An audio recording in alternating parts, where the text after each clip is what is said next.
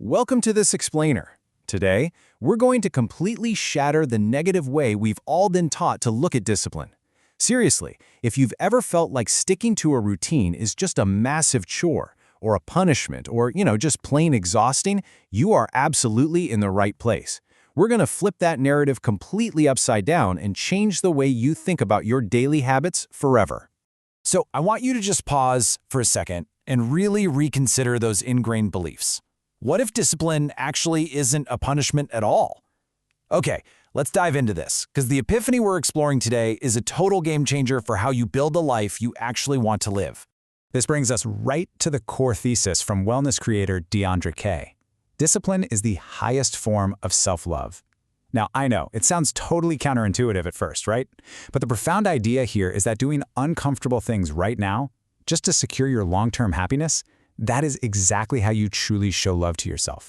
It's about fiercely protecting your future. All right, moving into Section 1, redefining the D word. Our old view of discipline is usually tied to these harsh, rigid walls. It kind of feels like getting hit with a ruler when you misbehave as a kid. But the new view? It's all about love, freedom, and prioritizing your long-term happiness.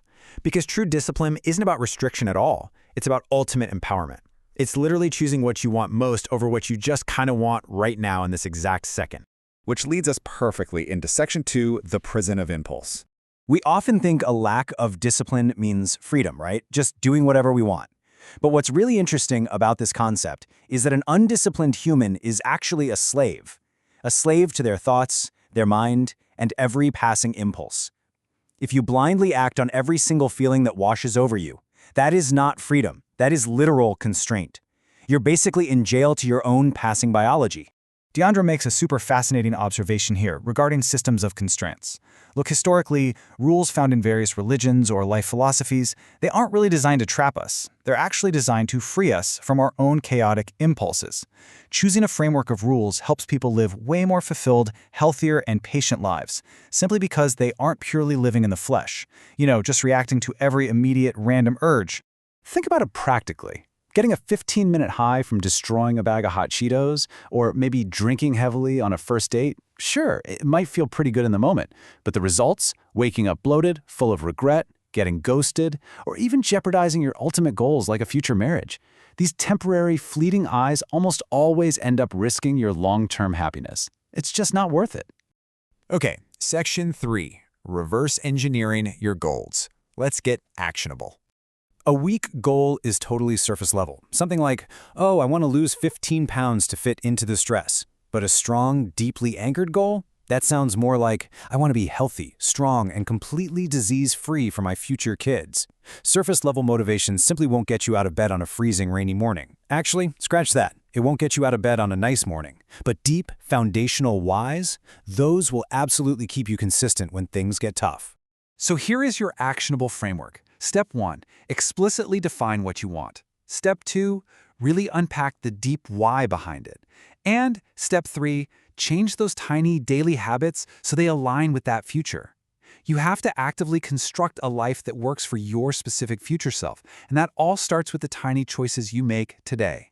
And this brilliantly illustrates how it plays out in real life, using Deandra's own story.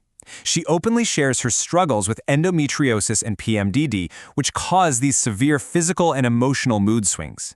Her deep why is that she absolutely refuses to be a slave to those unpredictable hormonal fluctuations. She uses her long-term goal of feeling physically healthy to override her body's natural, totally challenging mood swings. It is an incredibly powerful anchor.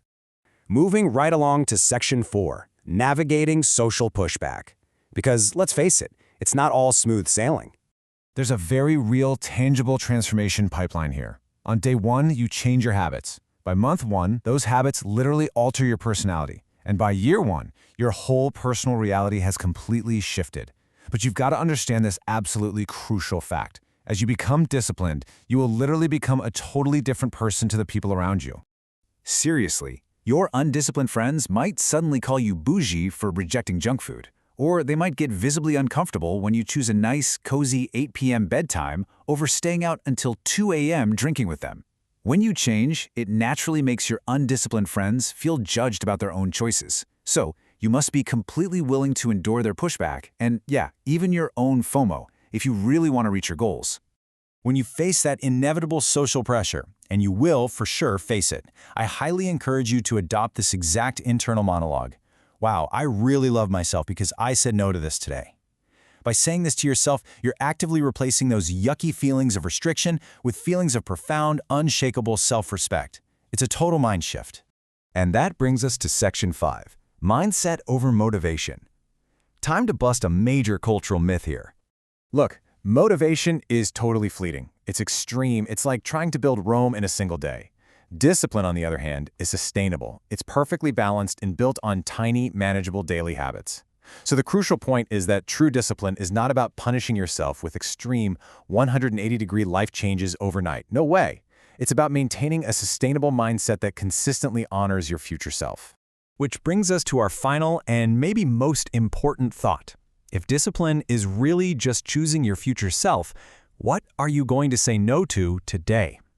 I want you to let that paradigm shift really sink in. I challenge you to immediately apply this to whatever choices are waiting for you the very moment this explainer ends. Start showing yourself that highest form of love. Thank you so much for joining us for this explainer, and I'll catch you next time.